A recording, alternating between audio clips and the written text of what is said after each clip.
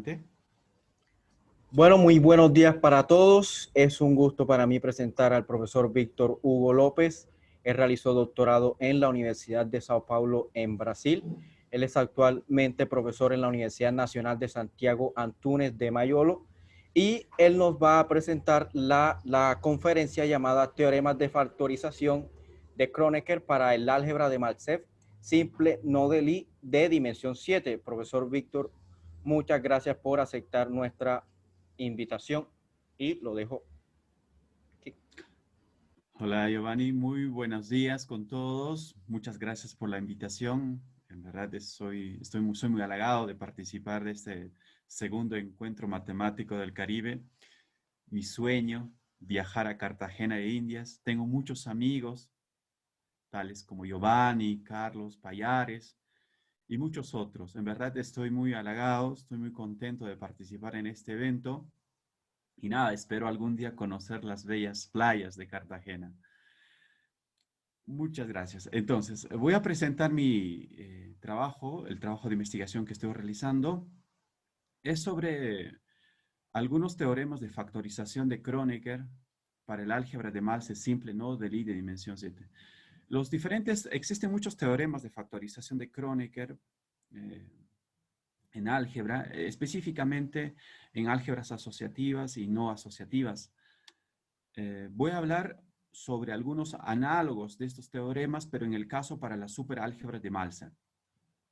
Y muy bien, voy a empezar hablando de lo que es una álgebra de Malse, ¿no? Una álgebra de Malse es nada más y nada menos, pues que es una álgebra en el cual están definidas dos identidades. O sea, una álgebra será una álgebra de Malse si satisface esas dos identidades. El cuadrado, puedo anotar aquí, el cuadrado de cualquier elemento es igual a 0 y esta identidad, satisfacen esta identidad, donde j de x, y es el jacobiano usual que nosotros conocemos.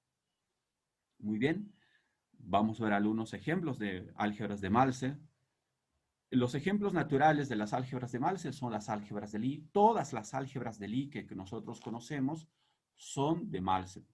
Por lo tanto, nosotros podemos decir que las álgebras de Malse son una generalización de las álgebras de Lie. Otro ejemplo típico de una álgebra de Malse es la álgebra de Malse de dimensión 7. Un hecho muy curioso de esta álgebra de Malse es que esta álgebra no proviene de una forma natural de una álgebra de Lie. Vamos a ver la construcción de esta álgebra de Malse de la siguiente manera. Por ejemplo, vamos a obtener cómo se obtiene esta álgebra de Malse de dimensión 7.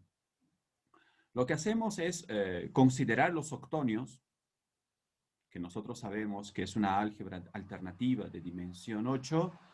Nosotros definimos dentro de ella un corchete. El corchete de Lie, el usual, el que conocemos, que A por B menos B por A. Al introducir este nuevo producto, el corchete de Lie, dentro de esta álgebra de los octonios, nosotros podemos denotar a esa nueva álgebra simplemente como los octonios en la parte superior con un menos, ¿no? Bueno, este proceso es muy usual. La verdad, nosotros, si tuviéramos una álgebra alternativa arbitraria, y si nosotros introducimos el corchete de Lie dentro de esa álgebra alternativa, en efecto vamos a obtener una álgebra de Malse. En efecto, esta nueva álgebra, con este nuevo producto, es una álgebra de Malse. Pero nosotros al retirar la identidad, porque esta álgebra de los octonios tiene una identidad, al retirar la identidad, nosotros obtenemos este M7. M7 es una álgebra de Malse simple, ¿no? Es una álgebra de Malse simple, no de Lie de dimensión 7. Muy bien, vamos a definir lo que es un módulo de Malse. Después de haber definido quién es el elemento principal de este estudio, que es la álgebra de Malse de dimensión 7, vamos a definir lo que es un módulo de Malse. Simplemente consideramos un álgebra de Malse arbitrario, un V espacio vectorial. Diremos que V es un módulo de Malse si existe una aplicación lineal, aquí ρ de esa manera, que va de la álgebra de Malse al espacio de todos los endomorfismos de V, tal que este E, que es un nuevo espacio vectorial al que se le llama la extensión split nula, con esta multiplicación, esta E con esta nueva multiplicación es una álgebra de Malcev. Repito, si V será un módulo de Malcev, si E con esta multiplicación es una álgebra de Malcev. Un hecho por notación y por nomenclatura, decimos que este ρ es una representación de la álgebra de Malcev M. Muy bien, los ejemplos típicos de módulos de Malcev, tenemos por ejemplo el módulo regular. Aquí tenemos un módulo regular para la álgebra de M, que es una álgebra de Malcev. Claramente la acción de M sobre sí mismo pues coincide con su multiplicación. Vamos a definir ahora lo que es una superálgebra de Malcev. Para ello nosotros consideramos una álgebra C2 graduada de esa manera. Vamos a decir que esta es una superálgebra de Malcev si satisface estas dos superidentidades. Claramente X y Y son elementos homogéneos, ¿no? Son elementos homogéneos, y esta X módulo, X se podría decir, la verdad denota la paridad de un elemento homogéneo. O sea, puede ser 0 o 1, dependiendo dónde se encuentra dicho elemento homogéneo. O se encuentra en 0 o si se encontrara en 1. Bueno, esa es una superálgebra de Malcev. Muy bien, vamos a definir lo que es un supermódulo de Malcev.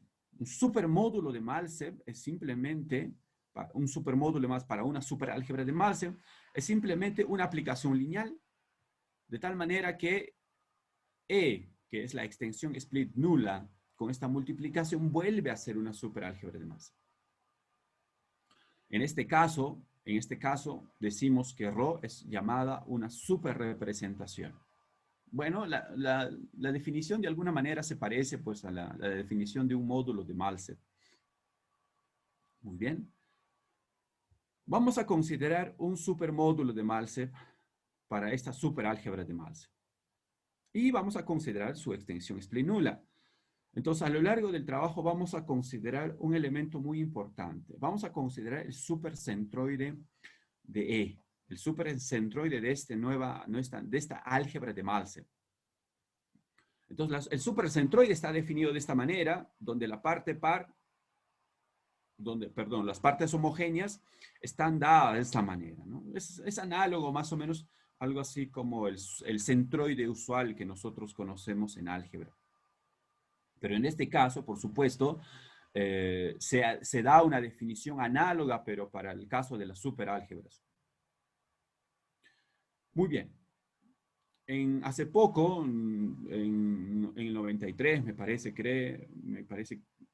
o en el 94, en 1994, Alberto El Duque y Iván Shestakov probaron los siguientes resultados, la verdad. Por ejemplo, sea B un módulo, bueno, aquí un módulo de Malcev, la verdad, que no es de Lie e irreducible. Significa que este módulo no tiene submódulos propios, ¿no? Irreducible significa que este módulo no tiene submódulos propios. Pero vamos a suponer que es casi fiel.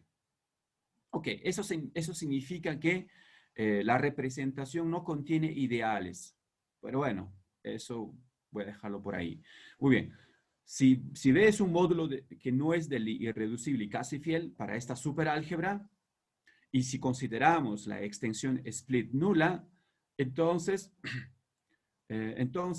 Alberto Del Duque y Shestakov mostraron que la parte impar de la superálgebra es igual a 0 y solamente la superálgebra de M coincide con su parte par, y en efecto ellos probaron que esta parte par es nada más y nada menos que la álgebra de Malcev de dimensión 7 que nosotros habíamos visto en nuestro ejemplo anterior, la parte superior.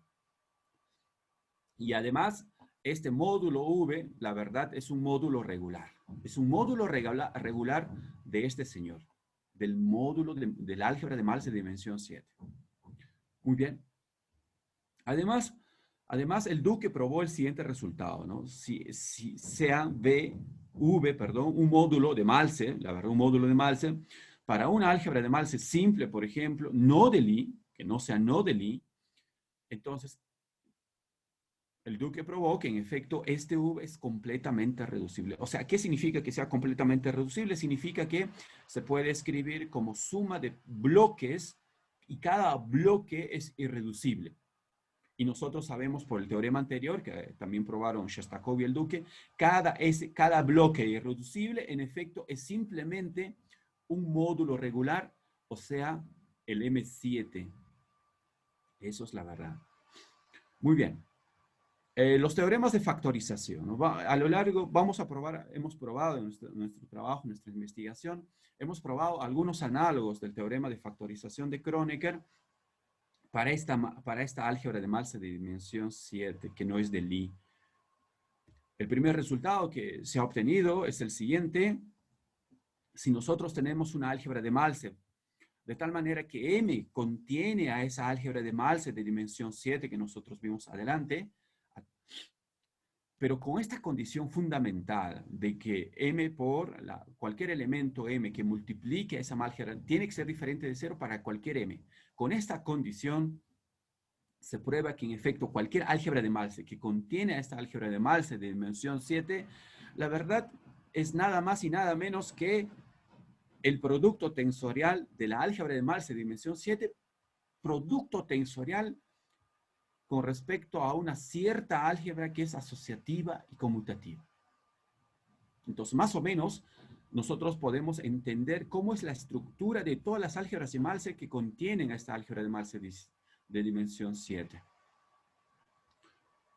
Muy bien, ¿qué sucede en el caso de las superálgebras? En el caso de las superálgebras, si nosotros tenemos una superálgebra de este tipo, y si la parte par contiene a la álgebra de Malse de dimensión 7, con esta condición nuevamente, pero cuando M es un elemento homogéneo, entonces nuevamente nuestra superálgebra de Malse es nada más y nada menos que el producto tensorial de la álgebra de Malse de dimensión 7 con una cierta superálgebra que es superálgebra asociativa, pero en este caso es superconmutativa. Muy bien, muchachos. Vamos a considerar algunas equivalencias de categorías. A partir de esos teoremas de factorización de Kronecker, a partir de los teoremas anteriores, se han obtenido algunas equivalencias de categorías. Para ello se considera de manera general una álgebra asociativa conmutativa con identidad. Este CDU es el álgebra matricial de Cayley-Dickson, es la usual álgebra de Cayley-Dickson. Dentro de ella, como este señor es una álgebra alternativa, vamos a introducir el corchete de Lie. Al introducir el corchete de Lie en esta álgebra alternativa, vamos a obtener una nueva álgebra. Y esta nueva álgebra, la verdad, es una álgebra de Malse, ¿no? Es una álgebra de Malse.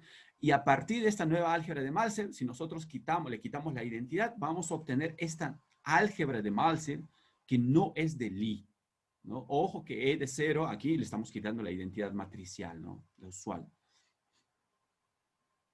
Un hecho muy interesante, que esta álgebra de Malse que tenemos aquí contiene a esta álgebra de Malse, pero con entradas en el cuerpo F.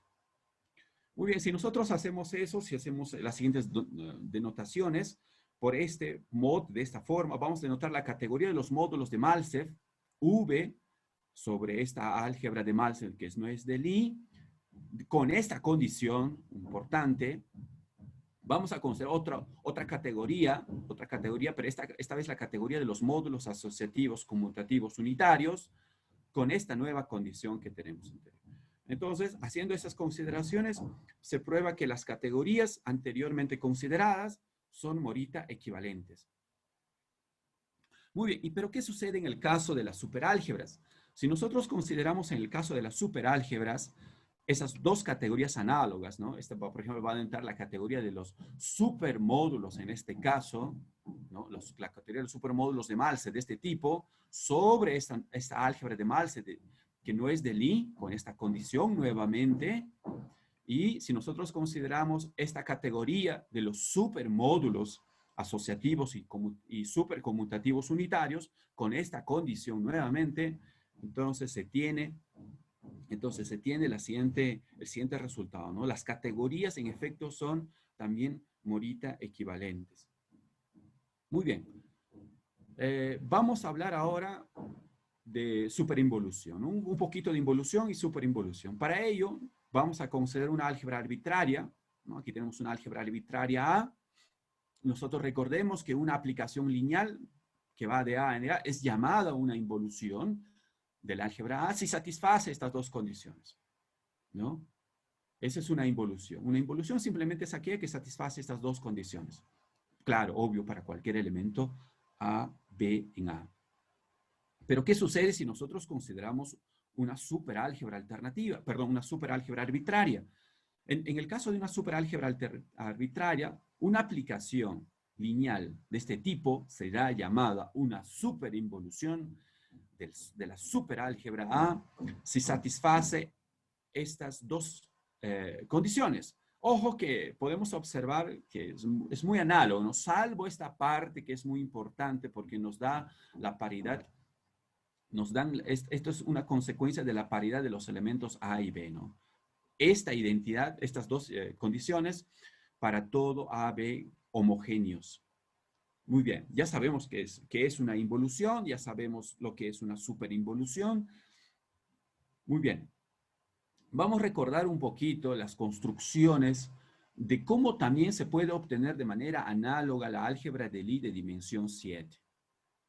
Que no es de Lie, ¿no? La álgebra de Malse de dimensión 7 que no es de Lie.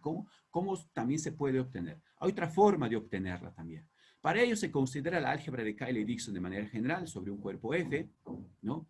Entonces sabemos que esto es claro, que a la álgebra de los octonios, perdón, a la álgebra de Cayley-Dickson, la verdad, se puede escribir como la suma directa del cuerpo más esa álgebra de Malse de dimensión 7 que no es de Lie. Pero en este caso, esta álgebra de Malse va a ser simplemente los elementos de la álgebra de Cayley-Dickson cuya traza es igual a 0.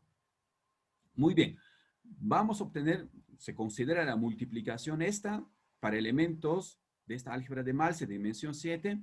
Ojo con esta condición, ¿no? Ojo que esta de aquí aparece de manera muy natural. Es una forma bilineal simétrica no singular sobre esa álgebra de Malse de dimensión 7. Y además, este X que aparece como una multiplicación, la verdad es la multiplicación dentro de la M7, que es una multiplicación anticonmutativa. Muy bien. Otra cosa, ¿no? Aquí, de acuerdo a la definición de la álgebra de Malse de dimensión 7, son elementos de la álgebra de Cayley-Dickson cuya traza es 0.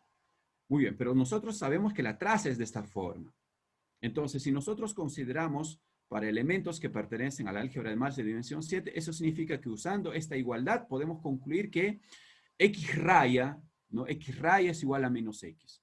Además, nosotros podemos obtener, por un proceso sencillo, obtener estas dos condiciones, lo cual en efecto implica, si nosotros recordamos un poco cómo habíamos definido la involución, en efecto, estas dos condiciones que aparecen aquí, esta de aquí y esta, juntamos con esta, prácticamente lo que nos está diciendo que X raya, como una aplicación, es una involución, la verdad. Es una involución esta álgebra de Malse de dimensión 7. Muy bien.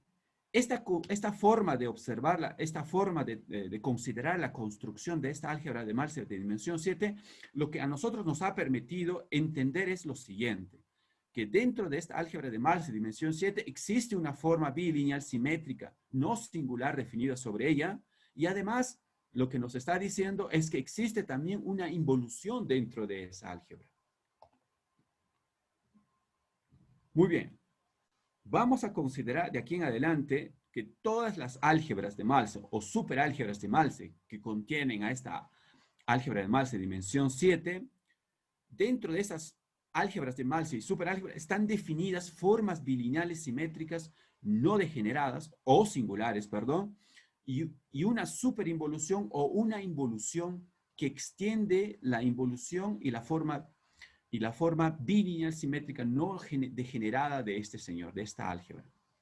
Entonces, bajo esas condiciones, se han obtenido algunos resultados. Si nosotros consideramos V como un módulo de Malse J admisible, ¿qué significa J admisible? J admisible, la verdad, significa que sus elementos simétricos pertenecen al núcleo de este E, que la verdad es la suma directa de V más la álgebra de Malse de dimensión 7. Muy bien. Si V es de este tipo, y si nosotros consideramos la extensión split nula E, y si consideramos, como estamos considerando que esta es una álgebra de Malser que contiene este señor.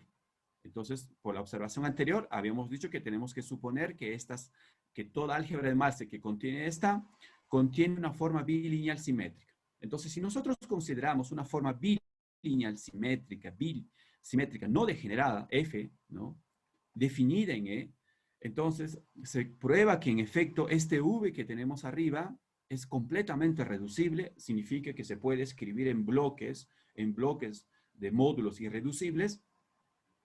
Y un hecho muy interesante es que cada bloque irreducible en efecto es nada más y nada menos que el módulo regular. Aquí me olvidé, es M7, ¿ya? Aquí es M7.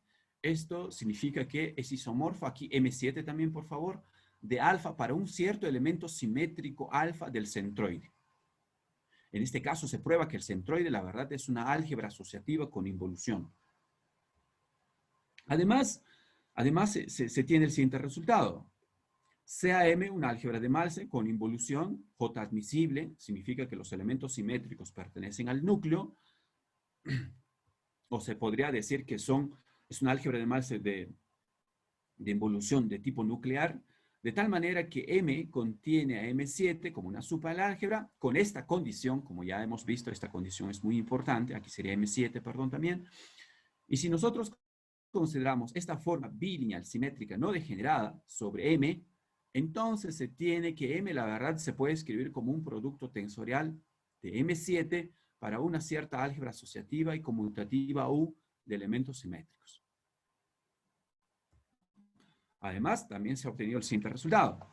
Sea M en el caso de las superálgebras. En el caso de las superálgebras, si esta es una superálgebra de Malser con superinvolución J admisible, de tal manera que la parte par contiene a M7 con esta condición, claro, aquí es M7, perdón, ¿no?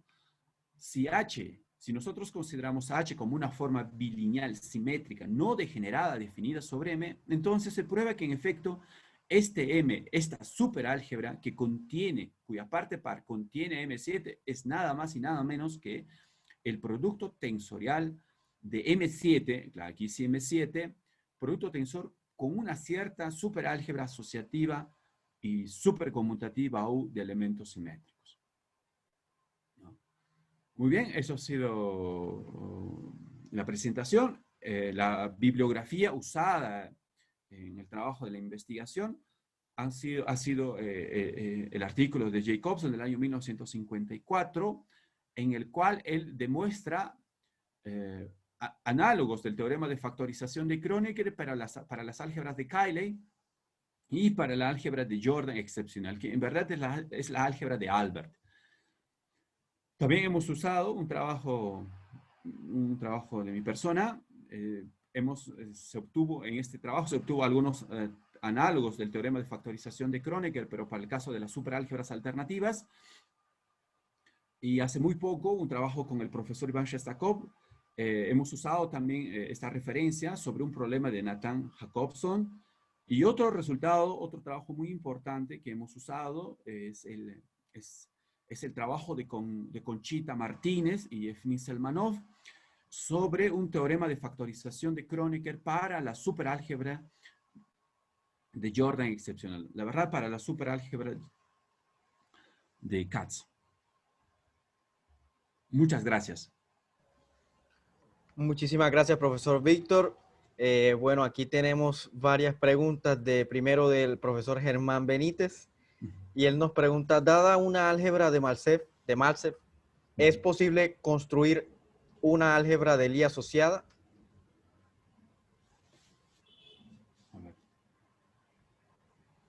Voy a volver a la definición. Sí, gracias por la pregunta.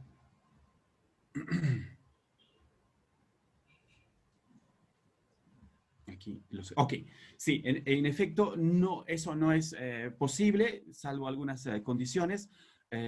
Todas las álgebras de Lie son de Malser, significa que el conjunto mayor que contiene las álgebras de Lie son las álgebras de Malser, que en efecto, nosotros, ¿cómo es que se obtiene estas condiciones? Nosotros sabemos de manera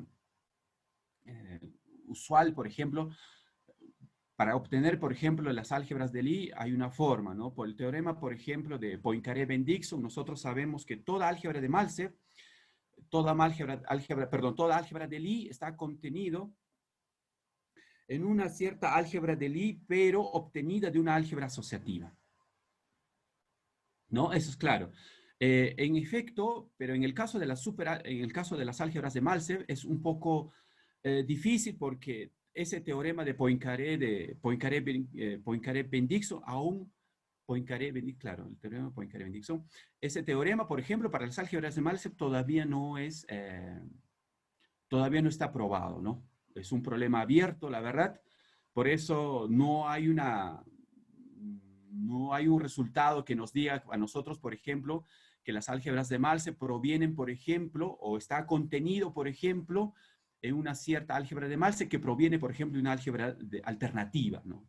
Entonces, la verdad tiene que ver mucho con la especialización, ¿no? Sabemos que todas las álgebras de Lie son especiales en el sentido de que están contenidas dentro de una álgebra de Lie que proviene de una álgebra de Malcev, pero, perdón, proviene de una álgebra asociativa, pero en el caso de las álgebras de Malcev aún es un problema en abierto. Bueno, el profesor Elkin Quintero tiene otra pregunta. Hugo, Sí, ¿podrías por favor explicar un poco más el concepto de módulo casi fiel? así. Voy a volver aquí. A ver, ¿dónde estaba eso? Sí, en efecto. A ver, voy a volver. A eso, ¿no? En efecto, casi fiel. Muy bien. Para explicar el casi fiel, voy a volver aquí en la definición. Aquí. Podemos considerar mejor aquí. Aquí, en efecto, vamos a decir, por ejemplo, que esta representación o este módulo, la verdad, es casi fiel si esta aplicación lineal, como una aplicación lineal, no contiene ningún ideal de este M, ¿no? O sea, perdón, discúlpenme. El núcleo de esta aplicación lineal no contiene ningún ideal de M. Porque recuerden que yo estoy considerando, para definir un módulo de Malcev, simplemente se considera una álgebra de Malcev. Nada nos garantiza que sea simple. Entonces, puede ser que tenga un ideal. Entonces, vamos a decir que este módulo de Malcev es casi fiel si el núcleo de esta representación no contiene ningún ideal de M. Eso es. Bueno, una última pregunta ya para finalizar. ¿Existe el envolvente, bueno, profesor Germán Benítez, existe el envolvente universal de una álgebra de Malcev? No existe, ¿no? Se ha hecho muchos trabajos. Ese es un problema de especialización, un problema muy famoso, que, ¿verdad? Es un problema muy difícil. El problema de la especialización, pues es un problema muy difícil, aún no está probado eso. Se ha hecho muchas aproximaciones, el profesor Iván Shestakov, junto con José María Pérez Izquierdo, ha trabajado mucho con respecto a eso, ha obtenido algunos resultados parciales. En algunos otros trabajos también que ha realizado el profesor Iván Shestakov con María Subsets es obtener, por ejemplo, algunas bases de Grobner-Shishov, pero como ciertas aproximaciones, ¿no? Para álgebras, para superálgebras de Malcev generados por elementos impares, ¿no? Pero hasta ahora es un problema abierto. Según supe, es un comentario que no tengo a la mano, en verdad, en el año 2018, es hace muy poco, el profesor Iván Shestakov con un grupo de colegas, de colaboradores, él ha afirmado que en efecto había probado ese problema de especialización, pero hasta la fecha no tengo conocimiento del trabajo, no sé si ya está publicado, pero parece que aún no, pero sería interesante, en verdad sería un resultado, según entendí, según las conversaciones que tuve con el profesor Iván Shestakov, eh, en efecto, no existe análogo, ¿no? O lo que ellos probaron, en efecto, no es válido el teorema de Poincaré-Bendixson, el PBW, la verdad, no es válido para las álgebras de Malcev. O sea, significa que no existe esa especialización, es falso, la verdad. Bueno, muchísimas gracias, profesor Víctor, y nuevamente muchísimas gracias por aceptar nuestra invitación y muchas gracias también a todos los participantes para esta ponencia. Muchas gracias a ustedes. Un abrazo, cuídense mucho y espero conocer Cartagena e Indias algún día, profesor. Acá lo esperamos, profe, acá lo esperamos. Muchas gracias, en verdad, Giovanni. Un abrazo a cada uno de ustedes. Saludos a Germán, a Elkin también. Un abrazo a cada uno de ellos.